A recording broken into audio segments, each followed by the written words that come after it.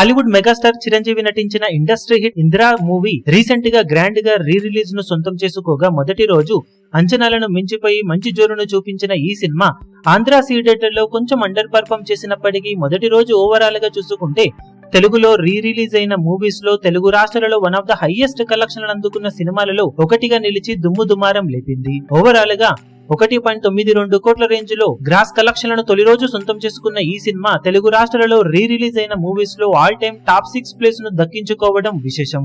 మొత్తం మీద తెలుగు రాష్ట్రాలలో రీ రిలీజ్ అయిన మూవీస్ లో హైయెస్ట్ కలెక్షన్లను అందుకున్న సినిమాలను గమనిస్తే మురారి సినిమా 4.4 కోట్ల గ్రాస్ ను అందుకుని టాప్ లో ఉంటే రెండవ ప్లేస్ లో బిజినెస్ మ్యాన్ 4.37 కోట్ల గ్రాస్ ను అందుకుంది. మూడవ ప్లేస్ లో ఖుషి మూవీ 3.62 కోట్ల గ్రాస్ ను అందుకుంటే సింహాద్రి సినిమా 2.9 కోట్ల గ్రాస్ ను, జల్సా మూవీ 2.57 కోట్ల గ్రాస్ ను, ఇందిరా మూవీ ఇప్పుడు 1.92 కోట్ల గ్రాస్ ను, ఒక్కడు సినిమా 1.9 కోట్ల గ్రాస్ ను అందుకొని ఓవరాల్ గా తెలుగు రాష్ట్రాలలో హైయెస్ట్ కలెక్షన్ అందుకున్న సినిమాలుగా నిలిచాయి. నైజాం ఏరియాలో కూడా అద్భుతమైన జోరును చూపించిన ఇందిరా మూవీ 1.08 కోట్ల గ్రాస్ మార్క్ ను అందుకొని ఆల్ టైమ్ టాప్ 5 ప్లేస్ ను అక్కడ దక్కించుకోవడం విశేషం.